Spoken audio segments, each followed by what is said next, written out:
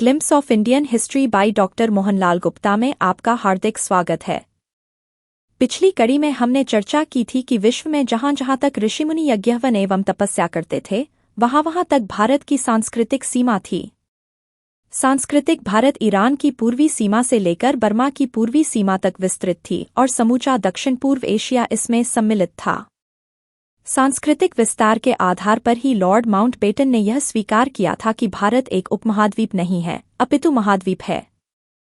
इस कड़ी में हम इस्लाम के राजनीतिक स्वरूप पर चर्चा करेंगे। इस्लाम को अपने उद्भव के समय से ही सैनिक तथा राजनीतिक स्वरूप प्राप्त हो गया था।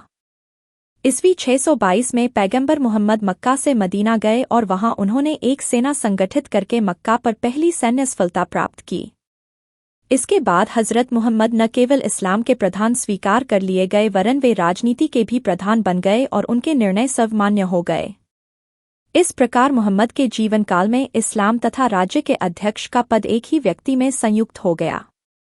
पैगंबर मुहम्मद की मृत्यु के उपरांत जब खलीफाओं का उत्कर्ष हुआ, तब भी इस्लाम तथा राजनीति में अटूट संबंध बना रहा, क्योंकि खलीफा भी न केवल इस्लाम के अपितु राज्य के भी प्रधान होते थे। उनके राज्य का शासन कुरान के अनुसार होता था। इससे राज्य में मुल्ला मौलवियों का प्रभाव बढ़ा। राज्य ने धार्मिक असहिष्णुता की नीति का अनुसरण किया, जिसके फलस्वरूप अन्य धर्म वालों को इस्लामिक राज्य का नागरिक नहीं समझा गया। खलीफा उमर ने अपने शासनकाल में इस्लाम के अनुयायियों को सैनिक संगठन में परिवर्तित कर दिया। जहां कहीं खलीफा की सेनाएं गईं, वहां पर इस्लाम का प्रचार किया गया। यह प्रचार शांतिपूर्वक संतों द्वारा नहीं वरन राजनीतिज्ञों और सैनिकों द्वारा तलवार के बल पर किया गया। परिणाम यह हुआ कि वहां की धरा रक्तरंजित हो गई। जिहाद। इस्लामी सेनापति अपने शत्रु पर युद्ध में विजय प्राप्त करने के लिए जिहाद अर्थात धर्मयुद्ध का नारा लगाते थे। इस्लाम का एक निर्देश इस्लाम की खातिर पवित्र युद्ध, जिहाद, से संबंध रखता है। कुरान में इस निर्देश को सूत्रबद्ध किया गया है। वर्ष में 8 माह बहुदेववादियों और विधर्मियों से लड़ना, उनका सहार करना और उनकी जमीन जायदाद को छीन लेना चाहिए। बाद में मुस्लिम उलेमाओं ने जिहाद से संबंधित निर्देशों की अलग अलग ढंग से व्याख्या की। बहुदेव पूजकों के बारे में कुरान का रवैया बहुत सख्त है। उसमें कहा गया है, हे ईमान वालों, अपने आसपास के काफिरों से लड़े जाओ और चाहिए कि वह तुमसे अपनी बाबत सख्ती महसूस करें और जानें कि अल्लाह उन लोगों का साथी है जो अल्लाह से डरते हैं।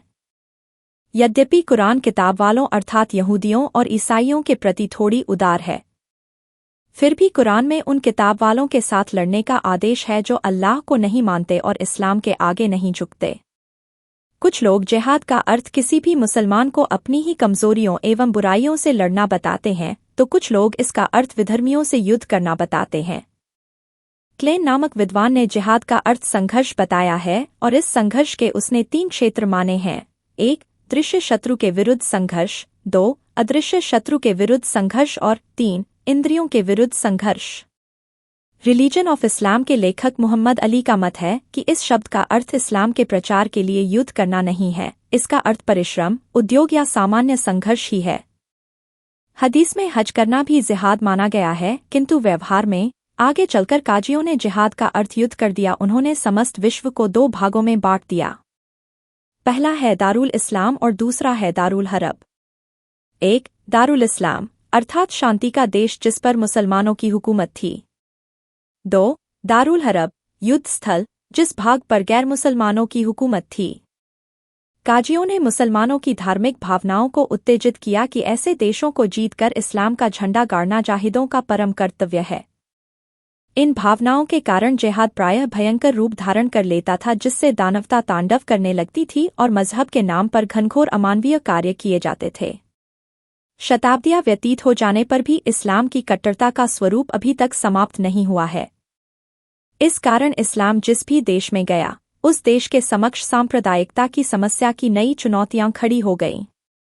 ईस्वी 850 में निर्मित दूसरी अब्बासी राजधानी समारा की अल-मुतवक्किल की मेसोपोटामिया शैली में ईंटों से निर्मित 50 मीटर ऊंची मस्जिद, कई शताब्दियों तक यह विश्व की सबसे बड़ी मस्जिद थी।